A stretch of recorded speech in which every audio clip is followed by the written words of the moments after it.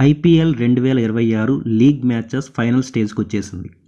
ఇప్పటికే బెంగళూరు, గుజరాత్, హైదరాబాద్ ప్లే ఆఫ్స్కి చేరుకున్నాయి. ముంబై, లక్నో, చెన్నై, ఢిల్లీ ఎలిమినేట్ అయిపోయాయి.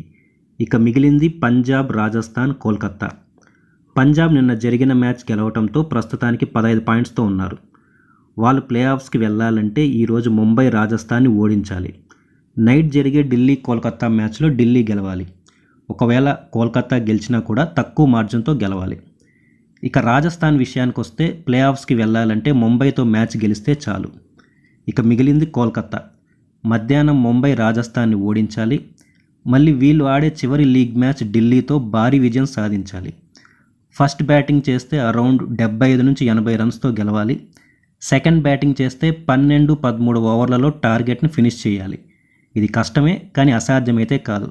మరి చూద్దాం ఆ లాస్ట్ టీం ఏదవుతుందో.